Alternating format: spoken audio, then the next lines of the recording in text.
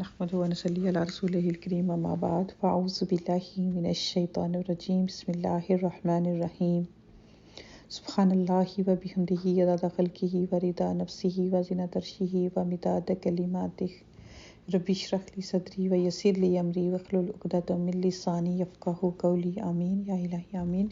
السلام علیکم ورحمۃ اللہ وبرکاتہ۔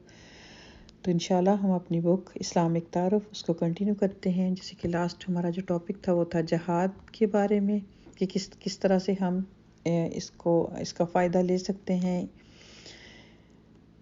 آج کا جو ٹاپک ہے وہ ہے اللہ سبحانہ و تعالیٰ کو پکارنا۔ تو شروع کرتے ہیں۔ دعا کا مطلب ہے پکارنا، یعنی کہ جب بھی ہم دعا کے لیے ہاتھ اٹھاتے ہیں یا زبان ہلاتے ہیں تو اس کا مطلب کیا ہوتا ہے؟ پکارنا۔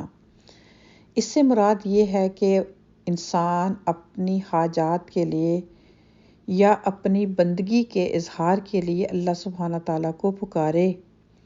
یہ پکار بذات خود ایک عبادت ہے۔ اللہ سبحانہ تعالیٰ ایک زندہ اور مستقل وجود ہے، وہ دیکھتا ہے اور سنتا ہے اور یہ طاقت رکھتا ہے کہ جو چاہے کرے اور جس پر چاہے، جو چاہے، جس کو چاہے وہ جیسا چاہے نواز دے، یعنی کہ یہ ساری چیزیں اللہ سبحانہ و تعالیٰ کے ہاتھ میں ہیں۔ اللہ سبحانہ تعالیٰ کے بارے میں یہی یقین انسان کے اندر دعا کا جذبہ ابھارتا ہے۔ جب انسان کو اللہ سبحانہ تعالیٰ کی معرفت حاصل ہوتی ہے تو فطری طور پر اس کے اندر یہ جذبہ بھی ابھر آتا ہے کہ وہ اپنی حاجات کے لیے اللہ ہی کو پکارے اور اس سے دنیا اور آخرت کی سعادتیں مانگے، وہ اس کو اپنا کارساز بنا لے۔ دعا کا نہ کوئی وقت مقرر ہے اور نہ کوئی طریقہ، اور نہ اس کو کوئی یعنی کہ کہہ سکتا ہے کہ اس زبان میں مانگ سکتے ہیں، اس میں نہیں، یعنی کہ انسان جتنی بھی زبانیں اس دنیا میں ہیں وہ کسی بھی زبان میں اپنے رب کو پکار سکتا ہے، تو ضرور وہ اللہ سبحانہ تعالیٰ تک پہنچے گی۔ اللہ سبحانہ تعالیٰ اس کو فوراً سنے گا اور اس کے مطابق اس کی قبولیت کا فیصلہ بھی فرمائے گا۔ کچھ دعائیں وہ ہیں جو مختلف عبادتوں کے ساتھ دہرائی جاتی ہیں، مگر زیادہ دعائیں وہ ہیں جو کہ کسی دوسرے عمل سے جڑی ہوئی نہیں ہیں۔ مثلاً انسان رات کو سونے کے لیے بستر پر جاتا ہے تو اس کی زبان پر رات کی مناسبت سے کچھ دعائیں آ جاتی ہیں۔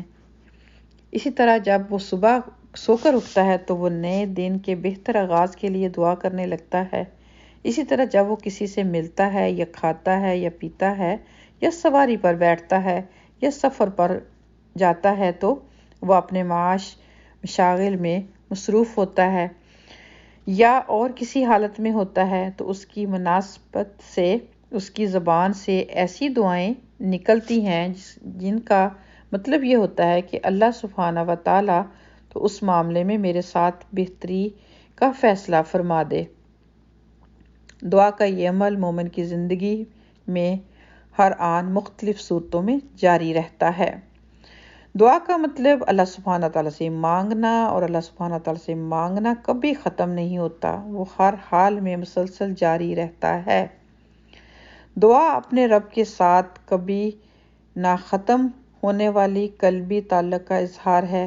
مومن کی زندگی کا کوئی لمحہ دعا سے خالی نہیں ہو سکتا۔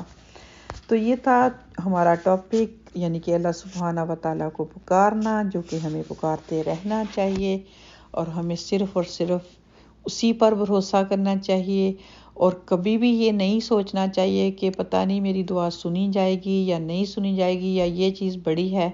تو ایکچولی یہ ہوتا یہ ہے کہ انسان جو ہے نا وہ اپنی سوچ کے مطابق جو ہے وہ معاملہ کرنا چاہتا ہے، لیکن وہ کبھی بھی نہ یہ سوچے کہ میری غلطیاں اتنی ہیں، اللہ کو میں پکاروں گا، اللہ پتہ نہیں میری بات سنے گا یا نہیں سنے گا، میرے گناہوں کی کثرت اتنی ہے، اور پتہ نہیں مجھے اللہ سبحانہ تعالیٰ اپنی رحمت سے نوازیں گے یا نہیں نوازیں گے۔ انسان اس وقت یہ سوچے کہ وہ ہستی کتنی بڑی ہے، اس کے ہاتھ میں ہر چیز ہے، زمین آسمان اور جو کچھ بھی اس کے درمیان میں اللہ سبحانہ و تعالیٰ قرآن پاک میں اس کا بار بار ذکر فرماتے ہیں۔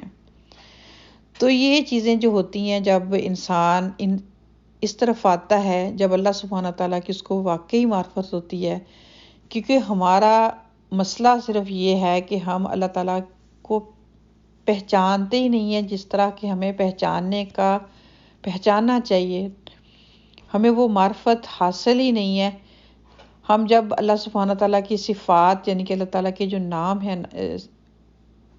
99 صفات ہیں، اگر ہم ان کا ہی مطلب جان لیں، جو کہ خاص کر قرآن پاک میں اگر زیادہ نہیں تو جو قرآن پاک میں بار بار ریپیٹ ہوتی ہیں، تو ہم بس ایسے ہی جیسے ایک روٹین کے مطابق عادتاً بس پڑھ کے آگے چلے جاتے ہیں۔ اگر پھر ہم اس کا ترجمہ بھی کرتے ہیں، فار ایگزامپل ہم سمیع کی بات کرتے ہیں، سننے والا کہہ کے آگے چلے جاتے ہیں، کس حد تک سنتا ہے، کتنا سنتا ہے، کتنی پاور ہے اس نام میں، اس صفت میں، ہم اس کی ڈیپتھ پر نہیں جاتے۔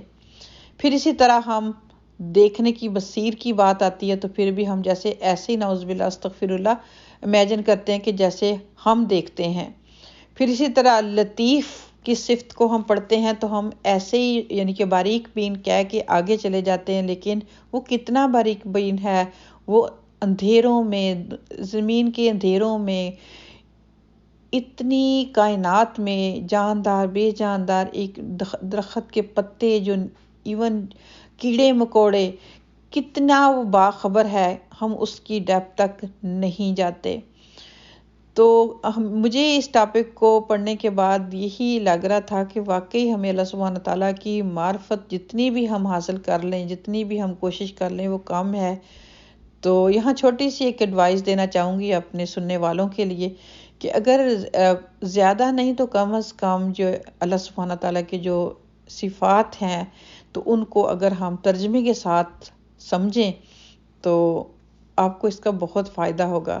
اور خاص کر جب بھی آپ دعا کریں، جیسے کہ اللہ سبحانہ تعالیٰ قرآن پاک میں فرماتے ہیں کہ مجھے پیارے پیارے ناموں سے پکارو، یعنی کہ یا رحیم، رحمان، علیم، السمیع، البصیر، کتنے پیارے پیارے۔ اور پھر یہ ذہن میں رکھ کے کہ اس کے سننے کی، اس کے دیکھنے کی، اس کے باریک بین ہونے کی میری اتنی کم عقل سوچ احاطہ ہی نہیں کر سکتی۔ تو پھر جب انسان کے ذہن میں یہ باتیں آتی ہیں تو وہ پھر شدت سے، دل کی گہرائیوں سے بے فکر ہو کر، کوئی بھی اس کو مسئلہ آتا ہے، کوئی بھی پریشانی آتی ہے، تو وہ پھر اسی سے مانگتا ہے۔ تو جب پھر اس کو ملتی ہیں کچھ چیزیں، تو پھر وہ شکر بھی اسی کا ہی ادا کرتا ہے۔ تو اللہ تبارک و تعالیٰ سے دعا ہے کہ اللہ سبحانہ و تعالیٰ ہمیں اپنی صحیح معرفت عطا فرمائے اور اپنے سے مانگنے کی توفیق عطا فرمائے، بندوں کی محتاجی سے محفوظ فرمائے۔ اپنا بہت خیال رکھیے گا۔ السلام علیکم ورحمۃ اللہ وبرکاتہ۔